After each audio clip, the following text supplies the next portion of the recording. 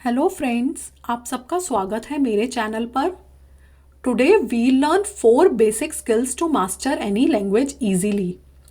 आज की वीडियो में हम उन 4 बेसिक स्किल्स के बारे में जानेंगे जिन्हें स्ट्रेंथन करके या फिर जिनके थ्रू हम कोई भी लैंग्वेज इजीली सीख सकते हैं, बहुत आसानी से सीख सकते हैं। The 4 basic skills of mastering any language are listening, speaking, reading and writing. Listening मतलब सुनना, स्पीकिंग मतलब बोलना, रीडिंग मतलब पढ़ना एंड राइटिंग मतलब लिखना। अगर आपको कोई भी लैंग्वेज मास्टर करनी है तो ये चारों स्किल्स आनी आपको बहुत ज़रूरी है। ये चारों स्किल्स को स्ट्रेंथन करना बहुत ज़रूरी है। इन स्किल्स को मास्टर करके आप कोई भी लैंग्वेज आसानी से सीख सकते हैं, जैसे कि Hindi, Marathi, Bengali, Urdu, Arabic, Spanish, French etcetera. कोई भी लैंग्वेज मास्टर करने के लिए ये सारी स्ट्रेंथ्स इंडिविजुअली मास्टर करना बहुत ज़रूरी है। जितनी ज़्यादा अच्छी आपकी इंग्लिश में लिसनिंग होगी उतनी ज़्यादा अच्छी आपकी स्पीकिंग होगी। अगर आपको अपनी लिसनिंग अच्छी करनी है तो आपको नेटफ्लिक्स पर बहुत सारी सीरीज़ देखनी पड़ेंगी इंग्लिश में। जितनी ज़्यादा आप लिसनिंग करेंगे इंग्लिश में उतनी ज़्यादा आपकी अच्छी स्पोकन इंग्लिश होगी।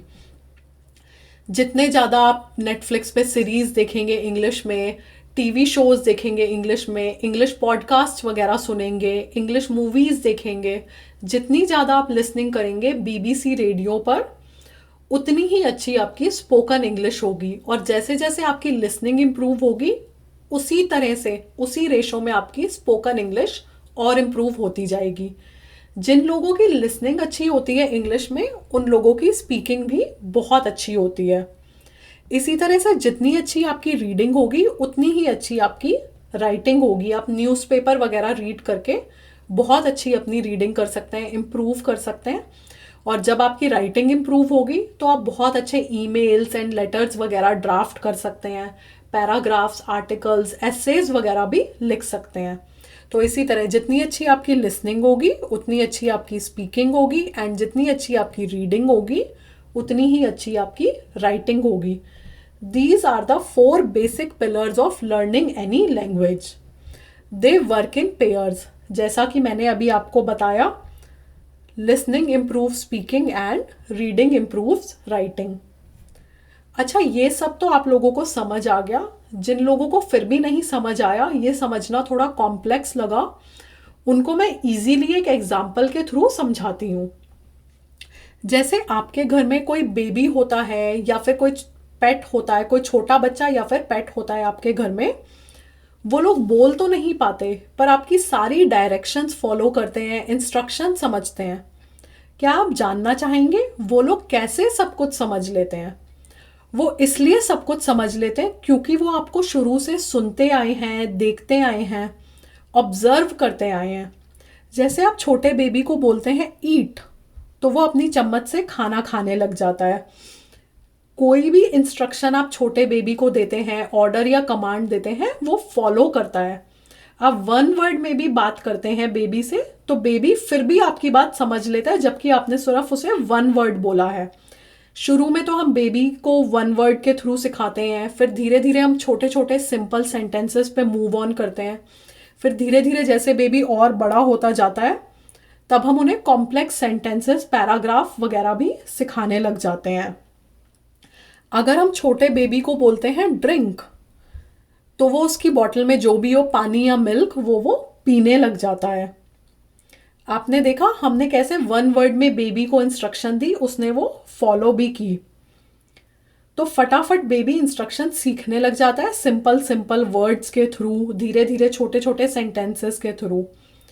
या फिर अगर आपके घर में कोई बेबी नहीं है, कोई पेट एनिमल है, आपका फेवरेट पेट है, फेवरेट एनिमल है, डॉग है या कैट है, तो वो भी आपकी इंस्ट्रक्शंस फॉलो करते हैं। आप जो भी भाषा घर में बोलते हैं वो समझते हैं। जैसे आप अपने पेट डॉग को कोई भी इंस्ट्रक्शन देते हैं, कमांड देते हैं, वो फॉलो करता है। मान लीजिए आपने अपने डॉग को बोला सिट, तो वो बैठ जाता है। आप इस पिक्चर में भी देख सकते हैं, एक डॉग है, इसे किसी ने इंस्ट्रक्शन दी सिट, वो बैठ गया है। अगर आप अपने डॉग को कहते हैं रन, वो भागने लग जाता है। आप इस पिक्चर में देख सकते हैं ये डॉग है, ये एक बॉल के पीछे भाग रहा है। अगर आप अपने डॉग को बोलते हैं कैच या फिर पेट कैट को बोलते हैं कैच, वो चीज़ें कैच करने लग जाते हैं। और आप अगर अपने डॉग को कहते हैं फेच, वो चीज़ें फेच करके ले आता है। आप इस पिक्चर में देख सकते हैं ये डॉग एक बॉल फेच करके लाया है। मान लीजिए आपने कोई बॉल कहीं फेंकी और डॉग को बोला फेच, तो वो बॉल फेच करके ले आया। ये सब उसने कैसे सीखा? ये सब उसने सीखा लिसनिंग के थ्रू। तो जितनी अच्छी हमारी लिसनिंग होगी उतनी ही अच्छी हमारी स्पीकिंग होगी और धीरे धीरे ये और इम्प्रूव होती जाएंगी। यहाँ सिर्फ एक वर्ड का इस्तेमाल करके बेबी को एंड अपने पेट एनिमल को सब कुछ समझा दिया। जबकि उन्हें बोलना नहीं आता या फिर कोई लैंग्वेज या फिर भाषा नहीं आती, फिर भी वो लोग सुन के सब कुछ समझ सकते हैं एंड उसके अकॉर्डिंग एक्ट कर सकते हैं।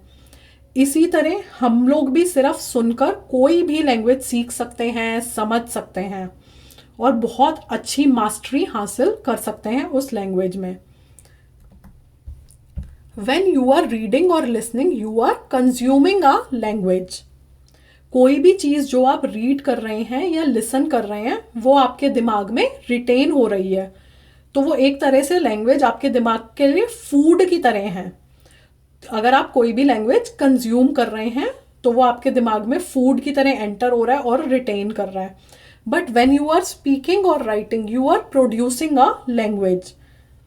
कोई भी चीज़ आप लिख रहे हैं या फिर बोल रहे हैं, then you are making a product out of it.